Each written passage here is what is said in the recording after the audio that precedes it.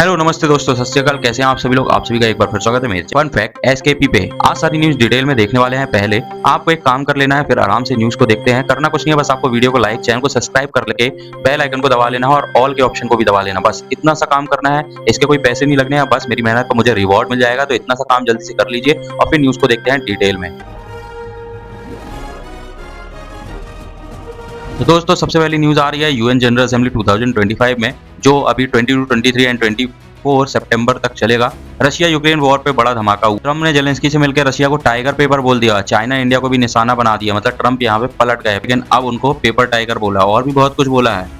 जैसे कई देशों में ड्रोन दिखाई दे रहे हैं रशिया के, तो डायरेक्ट उसको शूट करने का भी ऑर्डर दे दिया है। दोस्तों अंगा में 80 यूएन जनरल असेंबली चल रही है। उसके सेकंड डे पे 24 सितंबर 2025 को यूएस प्रेसिडेंट डोनाल्ड ट्रम्प ने यूक्रेनियन प्रेस जेलेंस्की से साइड मीटिंग की। पहले ट्रम्प पीस डील की बात करते रहे, लेकिन अब फुल सपोर्ट दिया है। बोला Ukraine European union NATO help से रशिया से सारी जमीन वापस ले सकता है। रशिया को पेपर टाइगर कहा है, मतलब बाहर से डरावना, अंदर से कच्चा। रशिया की इकोनॉमी बाहर से वीक हो गई है। ऑयल एक्सपोर्ट्स गिर गए हैं 20% तक। ये ट्रम्प का इलेक्शन स्टंट भी लग रहा है। अमेरिका फर्स्ट बोल के यूक्रेन को थोड़ा सा बूस्ट करना चाहते हैं। चाइना इंडिया पे भी ट्रम्प ने हैमर मारा है।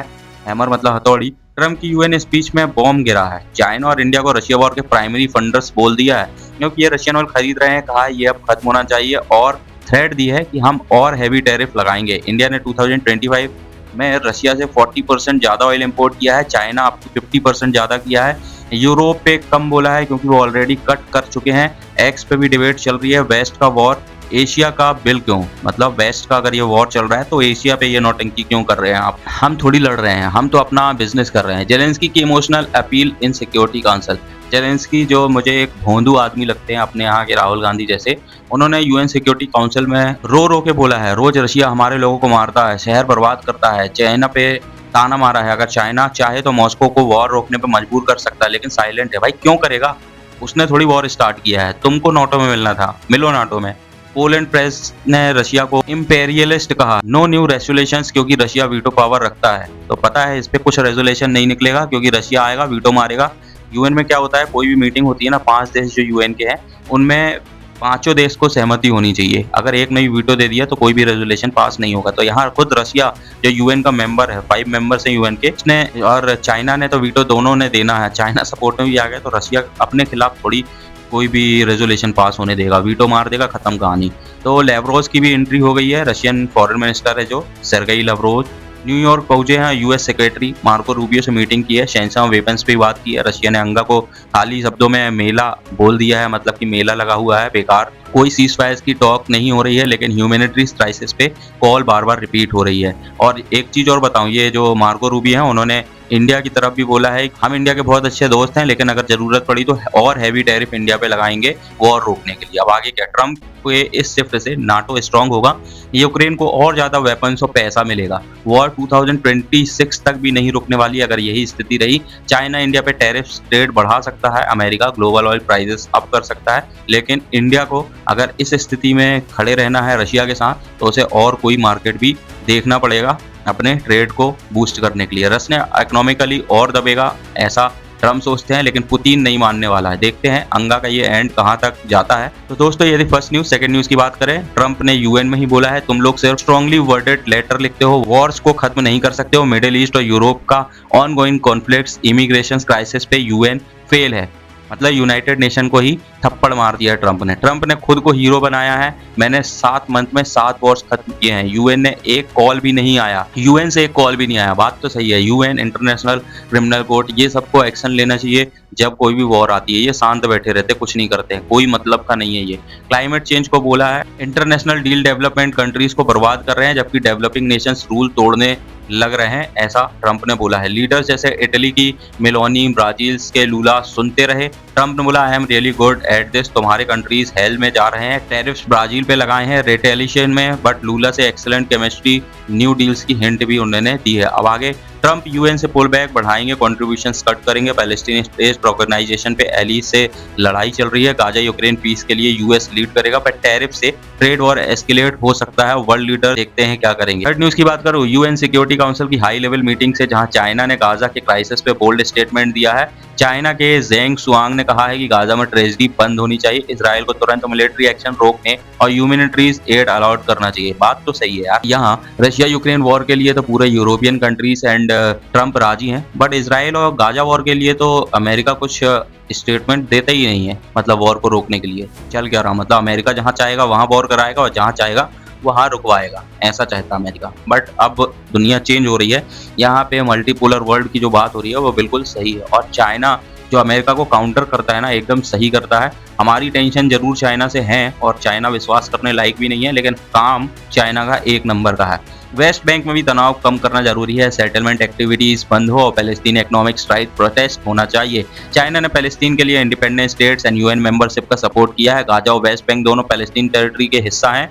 चाइना के मुताबिक मिडिल ईस्ट अब एक टर्निंग पॉइंट पर है, पीस या वॉर ये हमें चुनना है। चाइना हमेशा पैलेस्टीन के जस्ट कॉज के साथ रहा है और फेयरनेस को प्रमोट करता रहा। अगर इजराइल प्रेशर में नहीं आया तो मिडिल ईस्ट में तनाव और बढ़ सकता है, लेकिन वेस्टर्न कंट्रीज का पैलेस्टीन को रिकॉग्नाइज करना एक पॉजिटिव स्टेप है। क्या ये टू स्टेट सॉल्यूशन सच में पॉसिबल है? कमेंट में अपनी राय जरूर बताइए। फोर्थ न्यूज की बात करूं, यूएस प्रेसिडेंट डोनाल्ड ट्रंप ने अंगा 2025 में मुस्लिम लीडर से मिले।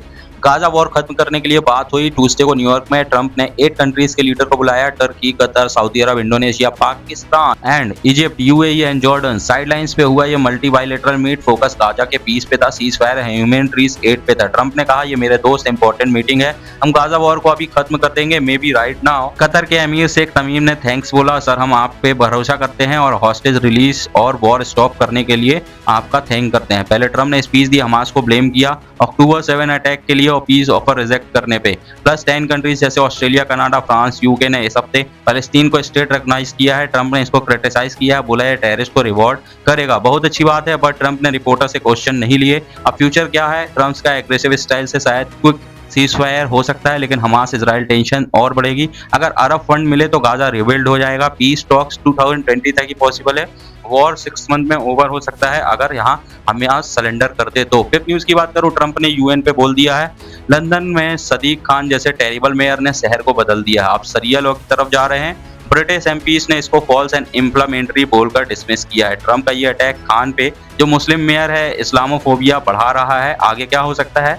ये हो सकता है कि यूएस और यूके टेंशन को गर्म करे, लेकिन इलेक्शन में ट्रंप को वोट मिल सकता है इस स्टेटमेंट से। 6 न्यूज की बात करें तो इंडिया ने बांग्लादेश के लैंड पोर्ट पे 4 महीने पहले 3 बार रिस्ट्रिक्शन लगाए, गारमेंट, फूड, प्लास्टिक से लेके जूट तक। अब सब एक्सपोर्ट सिर्फ चट्टागांव पोर्ट से हो रहा है। रिजल्ट एक्सपोर्ट्स 139% बढ़ गया, लेकिन पोर्ट ओवरलोड हो गया है। इंडिया ने बैनपोल जैसे लैंड पोर्ट्स बंद किए हैं तो बांग्लादेश के एक्सपोर्ट सी रूट से जा रहे हैं। चट्टागांव से कोलंबो विया कोलकाता, मुंबई टाइम और कॉस्ट ज्यादा, पर इंडियन वायर्स रुक नहीं रहे क्योंकि बांग्लादेश थोड़ा सस्ता है।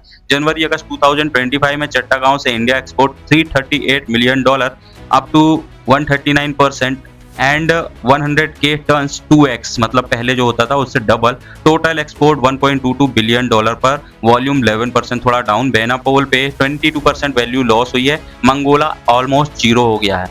अब चट्टागांव की बात करूँ तो यहाँ पे 84% रेट हैंडल करता है। स्टोरेज 49K TEU यूएस पहुंचना कंजेक्शंस बढ़ा रहा है। कोलालमपुर आईसीटी जैसे अल्टरनेटिव फेल हो गए हैं, ट्रेन डिलीज हो गई है। पीएसएमपी ग्रुप के अब्दुल बसर बोलते हैं कॉस्ट कैलकुलेट करो, इंडिया से सस्ता नहीं मिलेगा, पर लॉजिस्टिक एक्सपर्ट्स वार्न कर रहे हैं रेपुटेशन खराब हो जाएगी, डेडलाइंस मिस हो जाएगी। आगे गवर्नमेंट बे टर्मिनल बना रही है, मोंगला पेरा अपग्रेड कर रहा है, पर अगर डिस्ट्रप्शंस हुआ इकोनॉमी क्रैश हो जाएगी। इंडिया बांग्लादेश ट्रेड वॉर एक्सीलेट हो सकता है। बांग्लादेश को न्यू पोर्ट्स चाहिए वरना एक्सपोर्ट्स गिरने लगेंगे भीड़ के कारण। जिस तरीके से वॉल्यूम अभी चल रहा है इनके पोर्ट अभी वो वॉल्यूम ट्रेड के झेलने लायक नहीं है। जियोपॉलिटिक्स में चाइना इंडिया एंगल भी इसमें हाइट छुपा हुआ, उन्हीं कारण ये बैन लगा था। 7 न्यूज की बात करूं, टर्की के प्रेसिडेंट एर्डोगन ने उंगा में फिर से कश्मीर का जिक्र कर दिया, जिससे इनका कोई लेना देना नहीं है। 23 सितंबर 2025 को 80th यूएस जनरल असेंबली में उन्होंने कहा कश्मीर इशू यूएन रेजोल्यूशन के बेसिस पे डायलॉग से सॉल्व हो, हमारे कश्मीर भाई बहनों का भलाई के लिए मैं ये कह रहा हूँ। ये सुन के इंडिया पाकिस्तान के बीच अप्रैल मई में टेंशन जो हुई थी वो थोड़ी सी याद आ गई, जब इन्होंने बहुत सपोर्ट किया था पाकिस्तान का। एर्डोगन ने बोला कि जो वॉर हुआ था इंडिया एंड पाकिस्तान के बीच ऑपरेशन सिंदूर, वो इस पे खुश है और साउथ एशिया में पीस बहुत ही जरूरी है। उन्होंने काउंटर टेररिस्ट में दोनों कंट्रीज के साथ काम करने की बात की।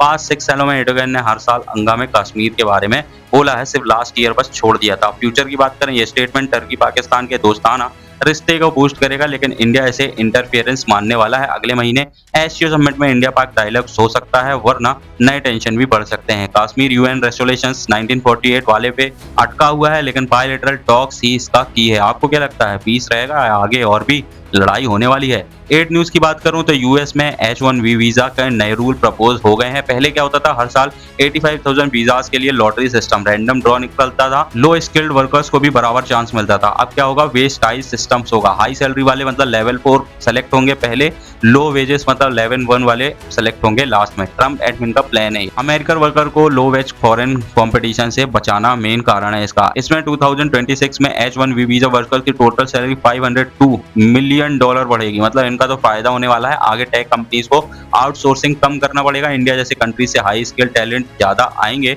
लेकिन प्रोटेस्ट भी बढ़ सकता है। और 9th न्यूज की बात करूं, आज हम बात करेंगे ईरान के supreme leader ayatollah Ali Khamenei के बड़े स्टेटमेंट की। उन्होंने 23 सितंबर 2025 को यूएस के साथ डायरेक्ट न्यूक्लियर टॉक्स को रोक दिया है। ये उन्होंने तब कहा जब Iranian president Masoud Pezeshkian UN general assembly के लिए न्यूयॉर्क गए हुए थे। खेमनेई ने कहा यूएस टॉक्स डेड एंड है, क्योंकि वो ईरान के न्यूक्लियर प्रोग्राम को बंद करना चाहते हैं, जो ईरान के लिए अनएक्सेप्टेबल है। ईरान 60% तक यूरेनियम इनरिच करता है, जो न्यूक्लियर वेपन्स के करीब है, पर ईरान बोलता है ये पीसफुल पर्पस के लिए है। यूरोपियन कंट्रीज ने यूएन सैंक्शन वापस लगाने की धमकी दी है अगर ईरान टॉक्स नहीं करता है। इससे ईरान की इकोनॉमी और संकट में आ सकती है। यूरोप के साथ इनडायरेक्ट टॉक्स कर सकते हैं, पर यूएस के साथ टेंशन बढ़ी रह सकती है। इजराइल भी न्यूक्लियर साइट्स पर अटैक की धमकी दे रहा है। तो दोस्तों, ये थी आज की इंपॉर्टेंट न्यूज। आशा करता हूँ आज मेरी मेहनत रंग लाई होगी और आप मेरे वीडियो को एक लाइक, शेयर एंड चैनल को सब्सक्राइब करके बेल आइकन को जरूर दबाएंगे। और हाँ, मुझे Facebook, Insta, WhatsApp, Telegram, x में भी आप फॉलो कर सकते हैं। सबका लिंक आपको डिस्क्रिप्शन में मिल जाएगा। दोस्तों, मिलते हैं कल एक शानदार न्यूज को लेकर। तब तक के लिए धन्यवाद। जय हिंद।